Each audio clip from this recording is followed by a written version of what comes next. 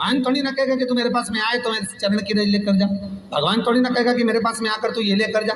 भगवान तो कहेगा मेरे पास में आया है, मांगना कुछ मत, बस मुझे जो स्नान कराया है मेरा चरणोदक लेकर जा, छीट दे पूरे घर में, संपदा भरना मेरा काम है। जहां मेरी चरण की रज पहुंच गई वहां संपदा स्वतः पहुंच गई, मैं वहां पहुंच जाता हूं। तो चरणों तक ले जा, पर लोग ले जाते हैं, पूजन करते, कलश भी उड़ेलते, जल भी चढ़ाते, पर आते समय खाली लेकर आ जाते। भगवान को इतना बुरा लगता, मेरे दरवाजे से खाली जाए मुझे कितना बुरा लगेगा। जो आए वो भर कर जाए, भले 2 बूंद लेकर आओ, पर उसमें चरणों तक थोड़ा सा लेकर अवश्य। हमारी माताएं बड़ी प्रेम से कहती हैं, आप लोगों के मन में भी ये बात जरूर होगा, जितने लोग टीवी पर कथा सुन रहे हो, फेसबुक यूट्यूब पर श्रवण कर रहे हो, आपने भी सुना होगा, घर की जो माताएं होती है, कभी भी घर का रसोई घर का बर्तन जिसमें सब्जी बनाई है, 50 लोग अगर जिमने आ रहे हैं और कह दिया आज का निमंत्रण है, 50 लोगों का पार्टी है, ये है वो है, सुहागिल है या ब्राह्मण भोज है, तो वो जो खीर का पात्र होगा, जो बर्तन होगा, जो सब्जी का पात्र होगा, माँ उसको खाली जल्दी नहीं करती है। भले उसमें सब्जी थोड़ी ना थोड़ी पड़ी रहने देगी, जब तक सब जिम कर नहीं चले जाएंगे तब तक उसमें पटक कर रखेगी। क्यों? क्योंकि उसमें उसकी बरकत है। उसी तरह जल चढ़ाने के बाद हम जब लेकर आते हैं पात्र के अंदर, ये उसमें उसकी बरकत है। गर्ग संहिता में दूसरी चीज कही, उसको भी समझ लीजिए। गर्ग संहिता में कहा गया, जब आप घर से जल लेकर जाते हो भरकर, तो ये सृष्टि की जितनी नदियां हैं, पृथ्वी पर जितनी नदियां विद्यमान हैं, जितने तालाब, जितने सरोवर, जितने कुंड, जितने विराजमान हैं, उन सारे तीर्थों का जल जब आप घर से लेकर निकलते हो तो वो तीर्थ का संपूर्ण जल आपके कलश में आ जाता है। और जब आप उस जल को शिव पर समर्पित कर देती हो और 2 बूंद चरणादक लेकर जब जाती हो, तो शिव महापुराण गर्ग संहिता पद्म पुराण कहती है वो जल साधारण नहीं रहता, वो गंगा जल बनकर तुम्हारे घर को पवित्र करने के लिए पहुंच जाता है। वो पवित्र गंगा जल बन, उसको लेकर प्रवेश करता, उसको लेकर पहुंच। 3 तरह का जल शिव को समर्पित होता है, और वो तीनों तरह के जल का अलग अलग भाव है महाराज। पहला जल सादा, घर से पानी लेकर गए, जल लेकर गए, शंकर को चढ़ाया, वो हमने घर का अपना एड्रेस बता दिया, भगवान शिव को जल चढ़ाकर अपने आनंद के लिए शंकर से कुछ प्राप्त कर लिया। दूसरा जल, जल के कलश में थोड़ा सा इत्र डालकर शंकर को जब समर्पित करते हैं, तो महाराज घर में अगर कोई व्यक्ति बहुत रोगीला है, बहुत रोगीला, एक शिव महापुराण में, स्कंद पुराण में, नर्मदा पुराण में, भविष्य पुराण में, अग्नि पुराण में, नारद पुराण में, बरहा पुराण में, वामन पुराण में जितनी चीजें लिखी गई है, एक एक प्रैक्टिकल कर कर देखो। तो शिव महापुराण, स्कंद पुराण का ये भाव याद करिए कि 1 लोटे पानी में इत्र मिलाकर, जल में इत्र मिलाकर, बहुत रोगीला व्यक्ति, बहुत बीमार व्यक्ति है, 1 लोटा पानी उसका हाथ का स्पर्श कराकर शंकर को चढ़ाना प्रारंभ कर दीजिए। महाराज केवल 5 या 7 दिन चढ़ाओ, और वो 7 दिन के बाद में उस बीमार व्यक्ति का क्रम देखिए कि उसमें कितना आराम लगा है। औषधि दवाई काम करना प्रारंभ करी कि ना करी।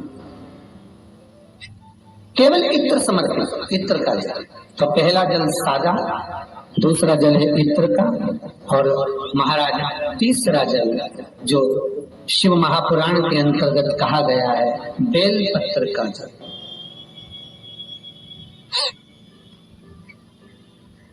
तीसरा जो जल है वो बेलपत्र का जल।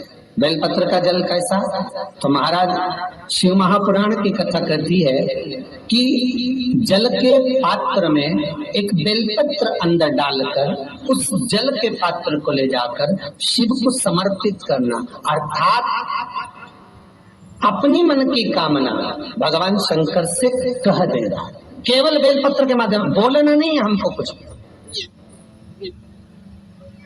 हमें कुछ कहना नहीं है।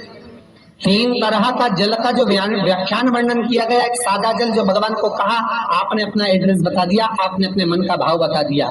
इत्र का जो जल चढ़ाया गया वो केवल रोग मुक्ति के लिए चढ़ाया गया। और तीसरा बेलपत्र, अगर उस जल में एक बेलपत्र भी पड़ी हुई है और वो बेलपत्र पड़ा हुआ जल आप जिस भाव से चढ़ा रहे हो, जिस कामना से चढ़ा रहे हो, शंकर वो कामना आपकी पूर्ण कर दे। उनके लिए ये कथा कर रही। पितरों की 3 बेटियां, तीनों से गलती हो गई। आप शिव मंदिर में जाएं, कोई गलती ना हो, जल चढ़ाएं, मना नहीं, छींटा ना लगे, धीरे धीरे चढ़ाई। और एक बात अच्छे से ध्यान में रखिएगा, शिव मंदिर से जब भी वापिस आए, जल चढ़ाकर अपना फर्ज पूरा अदा कर। फर्ज से मतलब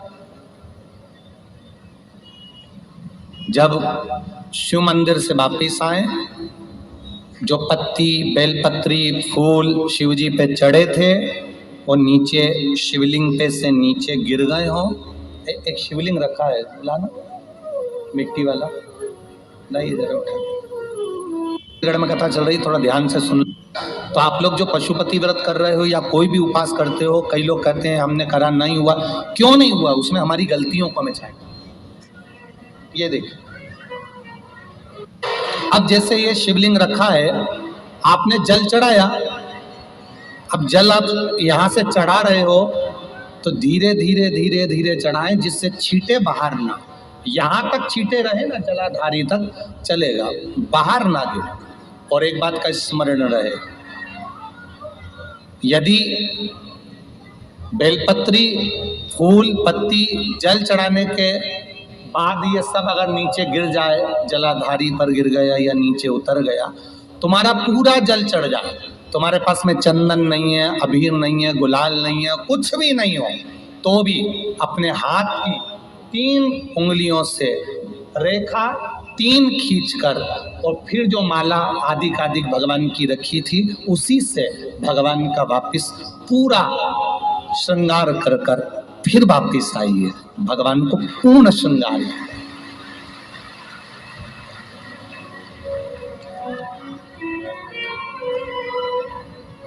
भगवान का पूर्ण श्रृंगार कर आइए। कई लोग जल चढ़ाने के बाद में भगवान का जो फूल पत्ती नीचे रखी रहती है, हम ये नहीं कह रहे कि आप अपने घर से लेकर जाओ, आपके पास में कुछ नहीं, 1 लोटा जल चढ़ाओ, जल चढ़ाया, जो फूल पत्ती नीचे रखी हुई है उसी को उठाकर, उसको रखकर, उसी फूल से भगवान का खूब सुंदर भगवान का कर फिर आइए। क्यों? शिव का जब हम श्रृंगार कर आते हैं, माता पार्वती जी ने देव अधिदेव महादेव का श्रृंगार किया है, आप लोगों के स्मरण में होगा। राम जी ने माता जानकी का श्रृंगार किया है। रामचरित सुनिए कथा, रामायण सुनिए, आप लोगों ने रामायण सुनी होगी, तो उसमें माता बैठी हैं शिला के ऊपर और भगवान राम उनका श्रृंगार कर रहे हैं। एक कौवा आता है, वो चोंच मार कर जाता है, ये सारा वृत्तांत आप लोगों ने श्रवण किया है। तो राम जी माता सीता का श्रृंगार करते हैं, भगवान कृष्ण राधा जी का श्रृंगार करते हैं। केवल एक देव अधिदेव महादेव की कथा ऐसी है जिसमें पार्वती जी शिव जी का श्रृंगार करती है। शिव का श्रृंगार किस लिए? क्यों? कहा जल चढ़ाने के बाद वहीं पर पड़ी हुई पत्ती से, फूल से, जो चढ़े हुए फूल हैं, चढ़ी हुई पत्ती है, चढ़ा हुआ निर्माल्य है, जो भी शिव जी का है, उसी को धोकर वापिस भगवान का श्रृंगार कर आना चाहिए। किस लिए? कि हे भोलेनाथ, जब मैं इस संसार सागर से जाऊं, अखंड सुहाग लेकर पूरी श्रृंगार कर इस धाम से जाऊं, ऐसी कृपा है। जो पड़ा हो, जो चंदन नहीं है, हाथ से चंदन का स्मरण होना चाहिए। नहीं है हमारे पास लगाने को रोली, मौली, चंदन, जो भी आपके पास में, अबीर, गुलाल नहीं, अपने मन का गुलाल लगाइए, अपने मन का, ऐसे दिल से रिझाने का प्रयास। ले जाओ, ले जाओ, दिल से चढ़ाइए। और जब भाव से, दिल से आप आनंद के साथ देव अधिदेव महादेव का आप पूजन करो, उसमें गलती ना हो, गलती।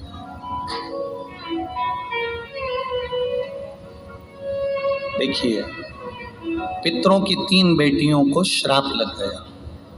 श्राप क्या लगा? तुम्हें पृथ्वी पर जाना पड़ेगा, मृत्यु लोक में जाना पड़ेगा, और तुम्हें मृत्यु लोक में जन्म लेना पड़ेगा। मृत्यु लोक में जाना पड़ेगा और तुम्हें जन्म लेना पड़ेगा। अब दुख आ गया। पितरों की बेटियां, इन्होंने पूछा हमारा भी कल्याण हो और पितृलोक में जितने पितर आए उनका भी कल्याण हो। जो अधोगति में, जैसे हमारी गति बिगड़ी है